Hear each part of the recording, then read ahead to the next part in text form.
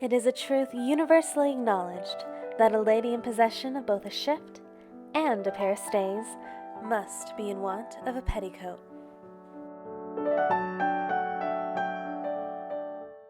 So with Regency petticoats, the main problem that you run into is the fact that, unlike in previous eras, the petticoats don't actually sit at the waist. So because they don't sit at the waist, you need some sort of strap or bodice or something of the sort in order to keep them up at the underbust, like where the waistline of the era is. So the main ways that people of the era seem to be troubleshooting this is by merely adding straps, like a suspender style petticoat, adding a full additional bodice, so you have almost like a sleeveless dress as your petticoat, or doing kind of the best of both worlds and doing a partially bodiced petticoat, which is actually what I am leading towards doing. So that way you have a full back piece, which I want in order to cover the lacing of my stays underneath my dress. Since so far the one dress I've already made and the other dresses I plan on making all have back closures. And back closures at the time have a little bit of a gap and you can see through underneath. So having that bodice in the back is really going to be useful for me. But I really don't want extra layers on the front. I mean, I live in Arizona, it's extremely hot. I don't want more layers. So I think what we're gonna do is that partially bodiced petticoat. So let's get to work. To begin, I'm going to trace the back bodice pattern pieces from a Regency dress I've already made. This is going to become the back bodice of my petticoat. To alter these, I need to change both the shape of the neckline and the arm's eye in order to create a shoulder seam that is just 2 inches wide, the same width as my shoulder straps. I'm also going to lengthen these about 1/2 of an inch.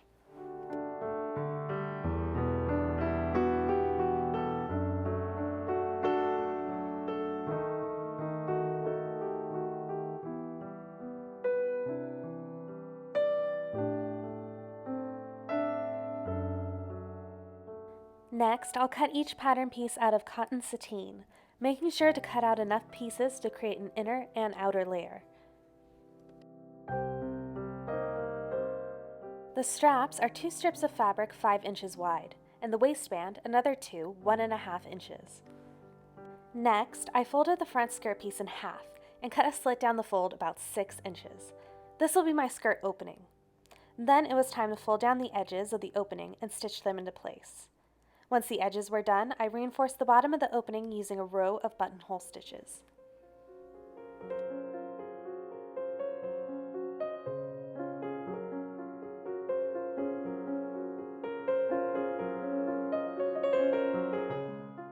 Then it was time to sew all the skirt seams together using a Mantua Maker's seam. To do this, I first folded over the seam edge once and basted it into place. Once this was done, the seam got folded over once more to hide the raw edges, and then whip stitched into place. This creates a nice finished seam, similar to a felled seam or a French seam. That left the skirts done for now, and then I moved on to the bodice portion. To sew the center back and side backs together, I used this nifty seaming technique I learned from Burnley and Trowbridge that allowed me to sew the center back and side back of both layers together at the same time. This is called a few different things, but usually the English stitch, or the stitch with no name. I'll link their video down below, but basically you're going to pin the layers together so that the seams are encased, and the right side of the fabrics face each other. And then stitch through 3 of the 4 layers at a time, skipping the outer layer that your needle last passed through. It creates this sort of raised but clean finish on the inside and a smooth finish on the outside. I repeated this on the other side and then pressed the neck edge down 1/2 inch and whip stitched it closed. I also did the same to the long edge of both the shoulder straps.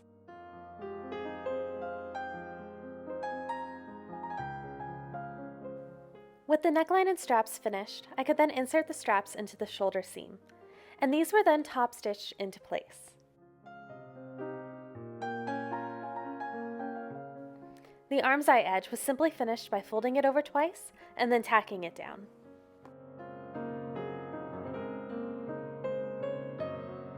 Hello! It's been about 3 months since I last was working on this project. And there are reasons for that. Number one being that I moved pretty recently, so I had to set this down in order to be able to pack up my whole life. Number two, and honestly, probably the major reason why I stopped working on this, is the fact that I sewed all the side panels together and then realized I sewed them together wrong. Yay!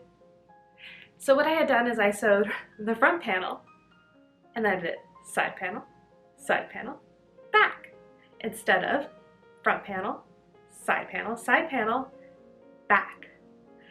So I had to take apart pretty much every single seam except for one of the side to front seams.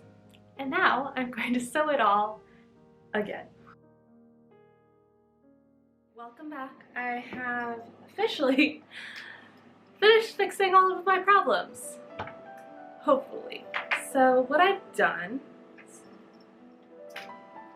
is actually sew every single seam back together using my Mantua Maker seam. So I get this nice, lovely, almost felled style seam on the inside for all of these panels. So now that this is situated, I can actually get started on finishing the rest of it. Basically, what I'm going to do next is I'm going to be adding this embroidered trim to the hem of the petticoat. If you hear any weird noises behind me, it's the kitten. She's trying to get into everything as a kitten does. Usually something like this would be just embroidered straight onto the fabric of your petticoat, gown, whatever you're working with. But since I'm not that quick at embroidery and I really don't feel like embroidering a whole entire hem, pre-made will do. So I have this, I am going to sew it to the hem of the petticoat, and I'm going to sew it so that way the seam is actually on the right side of the petticoat. I think that's going to work because what I'm going to do is actually hide that seam within the different tucks that I'm going to do all along the hem. And I'm going to do at least 2 sets of tucks. I'm going to see how long it is after that, and I might end up doing a third. Oh, hello there. This is the little gremlin. Hello! Say hello. She likes to talk a lot. Hello, Stella. Hi, baby. Okay, go. I'm just gonna sew this with probably a running back stitch. And since it's gonna be up inside tucks, which are gonna be sewed down again, really don't think it's gonna need to be that super strong. So let's get to work. The first set of tucks was created by marking a line 2 inches up from the trim seam and folding it over to encase the seam line and create a tuck about 1 inch wide. I then sewed it into place with a running stitch. For the rest of the tucks, I decided I wanted to do them smaller, so I marked them a 1/2 inch up from the stitch line of the last tuck, and then marked 1 inch up from that. When folded and stitched into place, this created a 1/2 inch tuck. I ended up doing 3 of these smaller tucks instead of only doing 2 or 3 of the large tucks like I'd originally planned. And honestly, I'm really happy with the result. With the skirt hemmed and tucked, I could now gather up the back panel and attach the whole thing to the bodice.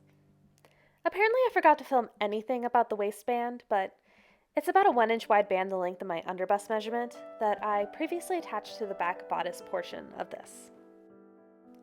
With the skirt gathered, I stitched it to the waistband, making sure the stitch each gathered down individually. These created really lovely gathers, and to be honest, I never want to sew gathers in by machine ever again. With the skirt attached to the bodice, it was time to try the whole thing on and mark placement for the shoulder straps. As you could probably see here, I had already sewn small hooks and eyes to the center of the waistband in order to close it, but now it was time to sew the larger hooks on for the straps. I used these flat bars on the straps, sewing them down securely. With the bars sewn in, I could then trim the straps down and finish the edge by turning it in and sewing it closed. The hooks then got sewn down to the inside of the waistband, using the spacing of the bars as a guide. And with that, the petticoat was finished.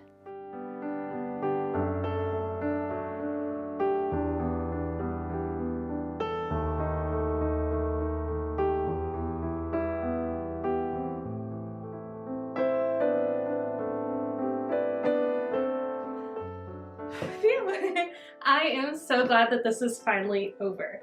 Well, I definitely learned a lot about different period sewing techniques and did a lot of research into different petticoat styles of the era and then kind of combined them to make my own.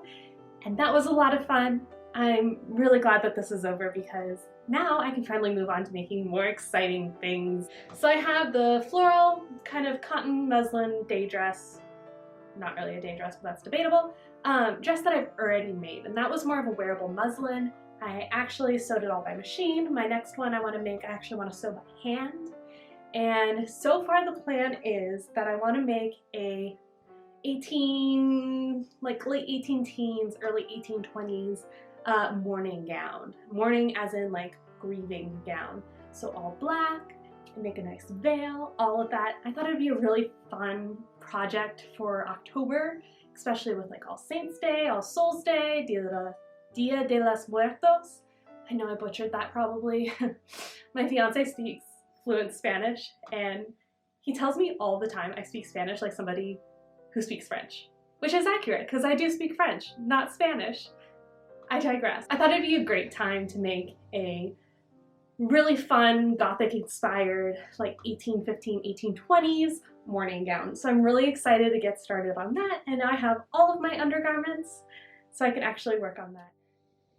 And hopefully this makes it on YouTube, because if so, this will be my first YouTube video, which I'm also excited and terrified about. I think I've rambled enough at this point, so wherever you are, whatever you're doing, I hope you have a wonderful day, and thank you for watching. Bye! Oh, I have a kitten! Oh, where did you go? Kitten! Hello! She keeps getting under my skirts but running away.